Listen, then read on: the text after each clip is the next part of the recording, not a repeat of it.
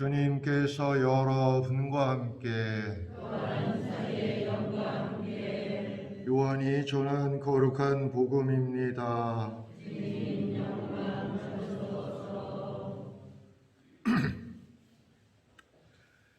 그날 곧 주간 첫날 저녁이 되자 제자들은 유다인들이 두려워 문을 모두 잠가놓고 있었다. 그런데 예수님께서 오시어 가운데 서시며 평화가 너희와 함께 하고 그들에게 말씀하셨다. 이렇게 말씀하시고 나서 당신의 두 손과 옆구리를 그들에게 보여주셨다.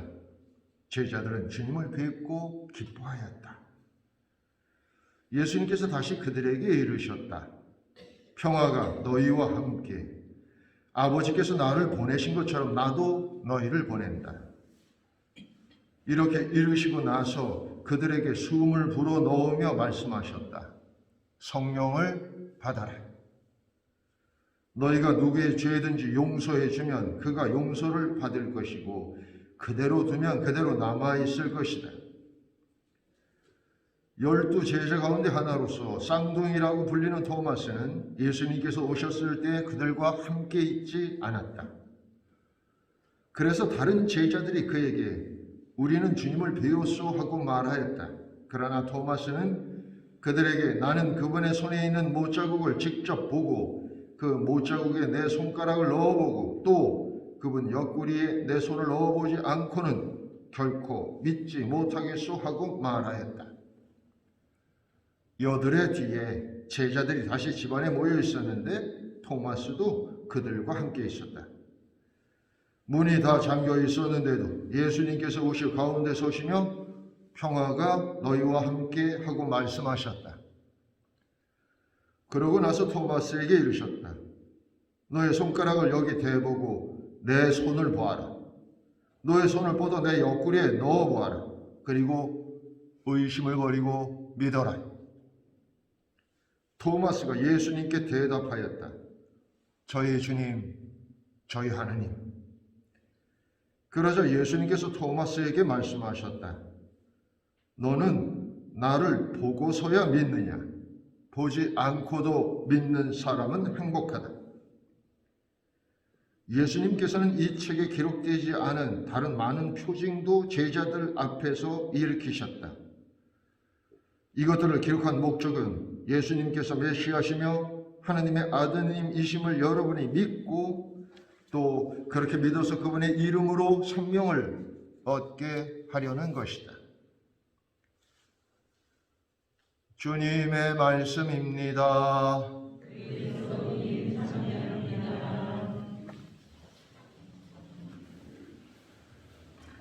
할렐루야! 할렐루야! 예, 예수님이 부활을 받은 지 이제 오늘이 8회째 되는 날입니다. 교회는 이 예수님의 부활이 우리에게 얼마나 큰 희망이며 또 엄청 중요한 사건임을 인식하기 위해서 사실은 8회 동안 이 부활 8부 축제를 지내도록 하고 있습니다. 한 주일 동안 부활 안에서 여러분들이 얼만큼 기쁘고 행복한 삶을 사셨는지 궁금합니다. 제가 어제 우연히 어떤 작은 꽃 하나를 봤는데 그 꽃 이름이 꽃마리라고 하는 이름입니다. 혹시 들어보셨나요? 아주 작은 꽃이에요. 제 손톱의 한 4분의 1만한 꽃인데 그래도 하얀 꽃이었는데 꽃잎이 5개나 이렇게 있는 그런 꽃인데 그것을 이렇게 들여다보고 있으려니 이 녀석도 그 긴 겨울을 이겨내고 이렇게 예쁜 꽃을 게다가 주의하지 않으면 보이지도 않을 만큼 그런 작은 꽃을 피웠구나. 엄청 기특해 보였습니다. 우리는 어쩌면 그런 작은 꽃 하나에 불과할 수도 있습니다. 아무도 여러분들에게 주목하는 사람이 없을 수도 있어요. 우리는 대부분 다른 사람들이 나를 어떻게 볼까 이렇게 하고 막 그랬는데 사실 별로 관심 없습니다. 저같이 특이하게 하고 다녀도 별로 관심 없습니다. 그런데 마치 우리가 이 세상의 주인공이나 된 마냥 우리 삶을 엉뚱한 곳에 허비하고 소비하는 일은 매우 안타까운 일이 아닐 수 없습니다. 이 부활을 우리가 사는 일은 긴 겨울을 이겨내고 아무도 어쩌면 한 번도 누가 보아주지 않을 그런 작은 꽃으로 피어나는 일과 비슷하지 않나 싶습니다. 그 꽃말이 작은 꽃만이 스스로가 얼마나 길고 힘든 과정을 겪고 꽃을 피워냈는지 알고 있고 또 다른 한 분이 알고 있는데 그것은 하느님이십니다. 우리도 우리의 삶이 지난하고 또 몸이 건조하고 또 힘들고 어려울 수도 있습니다. 그렇다고 하더라도 우리는 그 작은 꽃말이처럼 우리 스스로가 대견할 만큼 우리의 결실을 맺는 꽃을 피우는 그런 부활의 삶을 살아갈 수 있게 되길 바랍니다. 오늘은 복음에서 토마스에 관한 이야기를 합니다. 토마스는 예수님의 부활을 의심한 제자입니다. 사실 이 토마스의 그 의심은 어쩌면 우리에게도 이렇게 위로가 될지도 모릅니다. 여러분들은 워낙 열심히 해서 어쩐지 모르겠습니다만 저는 글쎄 지금까지 살아오면서 꾸준히 단 한 번도 의심하지 않고 살아보지는 않았습니다. 하느님이 정말 계실까? 그런 생각을 하게 되죠. 그런데 이 토마스도 그런 의심을 가졌다면 나 같은 사람이야 당연히 좀 의심을 가진들 어떻습니까? 그런데 중요한 것은 이 토마스는 자신에게 다가오는 변화의 기회를 또 깨달음의 기회를 놓치지 않았다는 사실입니다. 우리가 미소 참여를 하고 또 신앙생활을 하고 또 공동체를 이루어서 믿음 생활을 하는 가장 큰 이유 중에 하나는 그런 기회를 얻는 겁니다. 만일 토마스도 다른 제자들과 함께 있지 않았다면 그런 기회를 얻을 수 없었을 것이고 그리고 내내 의심한 채로 그렇게 불신으로 살다가 죽었을지도 모릅니다. 그런데 그는 공동체 일원이었고 그런 기회를 통해서 부활하신 예수님을 만나게 되었고 그는 자기의 어리석음을 즉시 회심하고 깨닫게 된 것이죠. 우리도 마찬가지로 비록 살면서 어렵고 힘든 순간에 하느님을 의심할 수도 있지만 결코 교회 공동체를 떠나서는 다시 회심하고 부활하신 예수님을 만날 수 있는 기회를 잃게 됩니다. 그러니까 항상 우리 공동체 안에 있어야 합니다. 그리고 무엇보다도 중요한 것은 여러분이나 저는 아주 복된 사람입니다. 아주 행복한 사람이에요. 볼까요? 오늘 우리가 들었던 요한복음 20장 29절에 그러자 예수님께서 토마스에게 말씀하셨다. 너는 나를 보고서야 믿느냐?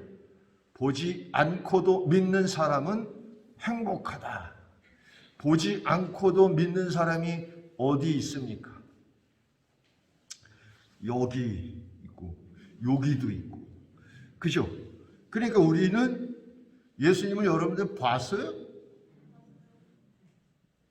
본 사람, 나는 부활하신 예수님을 봤다.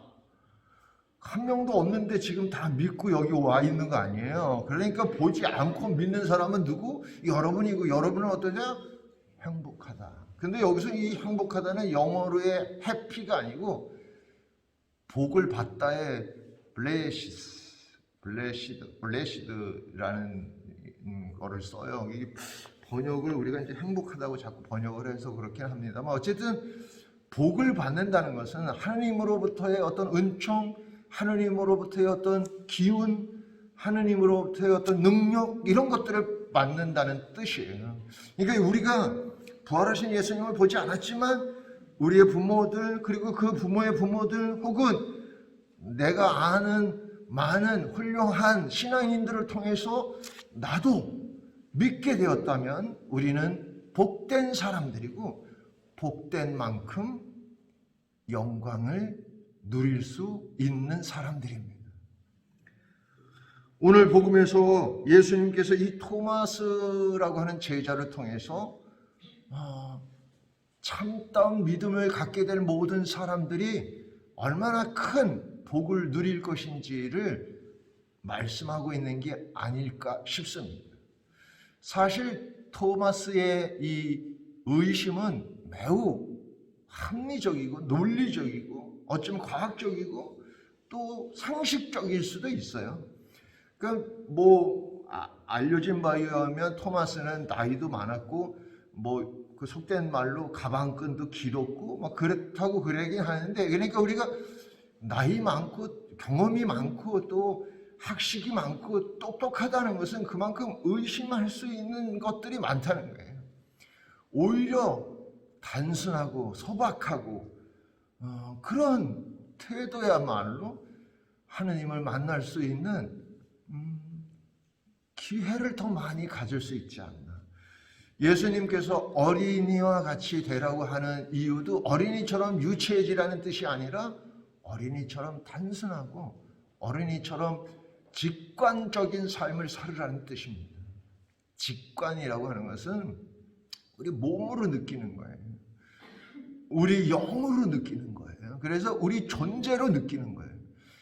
하나님께서 우리와 함께 하신다는 사실, 또 부활하신 예수님께서 우리와 연결되어 있다는 사실을 누가 가르쳐줘서가 아니라, 누가 알려줘서가 아니라 그냥 우리 존재 전체로 이렇게 깨닫게 되는 것, 이것이야말로 단순함입니다. 그러니까 우리는 오늘 토마스를 통해서 그런 단순함의 영성을 배워야 하고, 또 우리가 얼마나 큰 복된 삶으로 불리웠음을 또 기억하는 그런 삶이 되기를 바랍니다. 요한 바오로 2세 교황님께서는 2000년 대인년을 선포하시면서 이 두 번째 부활 제2주일을 자비의 주일로 이렇게 명명하시고 그 자비의 주일로 지내도록 하셨습니다. 사실 하느님의 자비라고 하는 것은 이렇게 너무 큰 사랑으로 이렇게 아픔이 있는 그런 겁니다. 이렇게 빗자가 이렇게 슬플 빗자거든요. 그래서 너무 사랑스러워서 이게 어떻게 해야 되는데 이놈이 그런 거 여러분들 경험 안 해보셨나요? 애들 키우면서 이놈들 애는 나는 안 키워봤지만 그래도 말할 수 있지 뭘 쳐다봐. 그러면 나도 장가들게 하든가. 애 키우는 일이 쉽지가 않죠. 근데 우리가 그 애를 진짜 사랑하는데도 이게 자꾸 잘못된 그런 거를 하고 이러면 그 사랑과 슬픔이 같이 있잖아요. 이게 자비인 거거든요. 그러니까 하나님께서 우리에게 자비를 베푼다고 하는 것은 하나님께서 우리를 사랑하시면서도 우리가 제대로 못 가는 것을 항상 이렇게 슬퍼하신다는 뜻을 내포하고 있는 겁니다. 그러니까 자비하신 하나님께 우리가 항상 정말 이렇게 기쁨을 드릴 수 있는 그런 자비가 우리 안에 머무를 수 있는 그런 삶이 되도록 촉구하는 그런 날이라고 생각합니다. 사실 하나님의 자비가 아니라면 우리는 존재하지 않을 수 있습니다. 하나님의 자비가 아니라면 우리는 이 세상을 마치 다른 여타의 짐승들처럼 그렇게 본능만 갖고 살게 될지도 모릅니다. 하느님의 자비가 있어서 우리는 존재하고 하느님의 자비로 우리는 하느님의 나라를 깨닫게 되고 하느님의 자비로 우리는 천국에 이룰 수 있게 되는 겁니다. 하느님의 크신 자비가 여러분과 함께하기를 빕니다. 부활하신 예수님을 이번 한 주간도 항상 만나는 한 주간이 되기를 빕니다.